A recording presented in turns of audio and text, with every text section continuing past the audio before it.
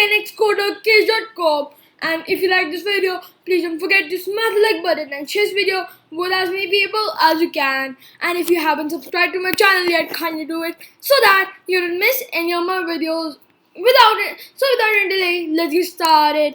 And today we're gonna learn about two other concepts in C++, and they are based on passing parameters, but we are going to learn how to pass parameters by reference and how to pass arrays to methods, right? Or to functions, or you can say methods. So without any delay, let's get started. Damn! So first of all, we'll see how to pass parameters by reference to functions. Okay, so passing by reference, what exactly it means? When you pass a value or a variable, right? So when you pass a variables, right, it's when it will go to the method, the variable in which we will be accepting the value, that will be pointing to the same memory location as the variable we passed to our method. So let's see this in action. We are including IOStream using namespace standard. This is all standard stuff. We have a swap nums method that we'll come to afterwards. Right now, let's see the main method. We have our first num and second num, right? So we're declaring first num and second num. We are printing before swap and a new line. Then we are showing first num and second num, right? So it will show 10, 20, right? And then we are swapping, right? So we are swapping, and we are passing it first num and second num, right? And this won't return us anything, right? The swap nums method won't return us anything. And you can see over here when we are accepting the arguments, right? So over here the parameters, you can see we have given an AND, right? So we are basically accepting the variable values in some variables that we specify over here, right, as parameters, right? So these parameters we give AND over here. So if you haven't seen my C++ references video, do check that out. But by giving AND, basically these are variables, right? Over here this is the variable X and this is the variable Y, and these are references, right? So these are references. They have given AND, that means these are references, right? And these basically because of giving AND, the variable, right, whose value we are accepting over here, it is pointing, X is pointing to the same memory location as the variable that is passed to us, right? So the variables that are the arguments, the variables that are the arguments. So first num, basically what we are what is happening over here is that when we are giving swap nums first num, we are accepting it in like AND X. So what we are logically doing, we are doing int AND X is equals to first num. And because we have given an AND, X is a reference to first num, meaning that X and first num both are pointing to the same memory location. Same with second num and Y. So over here now, X and first num and Y and second num both are pointing to the same memory location, as we have given X before the names when accepting the arguments, right? So when accepting the arguments in the parameters, we have given AND before the parameter name, right? So this is how they both first num and X and Y and second num are both pointing to the same memory locations. And now in this, what we are doing int Z equals X. So we are saving the value of X in Z. X is equals to Y. So because first num and second num, first num and X are both pointing to the same memory location, when we are changing the value of X, then basically first num's value will change. And because Y and second num are both pointing to the same memory location, when we change the value of Y, then both Y and second num's value will get changed. So over here we're doing X is equals to Y. So we are setting X value to Y. So basically logically it will set X to Y right? So whatever x value is, it will set that to y, but it will also set first num's value to second num, right? Next we are doing y is equals to z. So it will set y to z, but it will also set second num's value to z.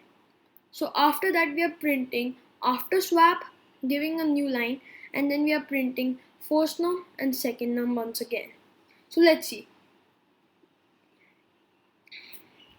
So it's running. So before swap it shows, and then we print first num and second num. So that was 10 and 20. Then we swap nums, first num and second num. It x and y are references to first num and second num, meaning they first num and second x and second num and y are all first num and x are pointing to the same memory location, and second num and y are pointing to the same memory location, as we have given an and in front of the parameter names. Then we have given created a variable int z, and we are saving the value of x temporarily into it. Then we are doing x is equals to y, so we are setting x to y, and because x and first num are pointing to the same memory location, both value will get changed. So first num's value will outside over here change, right? And we are setting it to y, that is the value of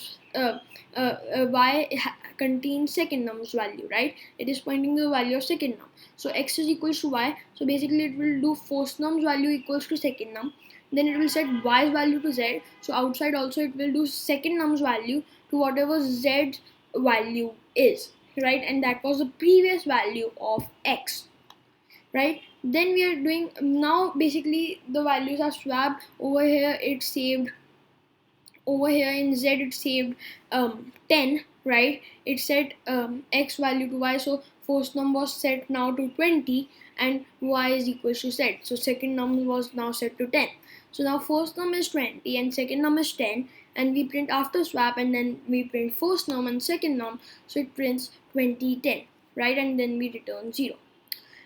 So this was passing by references. Now let's see how can we pass arrays. So we are doing our standard work. Now we have a main method, right? We have an array over here in our main method, my numbers, right? And it has 10, 20, 30, 40 and 50. We call my function and pass it my numbers. It is, how are we accessing? We are specifying what type of elements will be there in the array that we will be getting in my function. What is the parameter name, right? That can be any name. And what will be the length of the array that we will be getting in this function. So it will be an integer, it will have integer values, we will have integer values in the array that we will be getting, right? You're just saying the parameter name is my numbers, and then we are seeing that it will have 5 elements. Sorry. Next, what we are doing for int I is equals to 0, I is less than 5, right? And I plus plus, right? And now we are looping like 5 times in this loop, right? So we are looping 5 times, and over here what we are doing, every time we go in this loop, we'll print my numbers and its ith positioned element.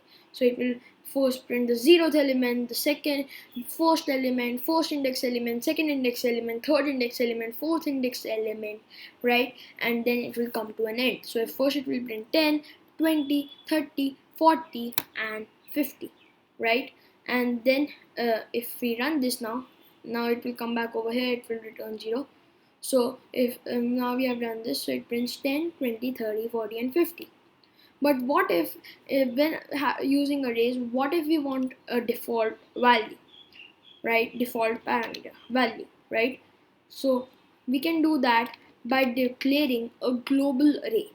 So over here we have created an integer array def, right? And its length is 5 and it has 1 2 3 4 5, right? And over here we are just saying in this my function, if we don't get an array passed to this my numbers, we will set it as def, right? So if we don't pass any array to our my function, then it will use def instead, right? So over here it will bring the same result right now, as everything is the same. We just added a default value and we were passing my numbers. But if I remove my numbers, then we should see 1 2 3 4 5, as it will set my numbers value to def, right? So first, to give a default to give a parameter, a default parameter for array, to create a default parameter for array, that a parameter that will have a default value,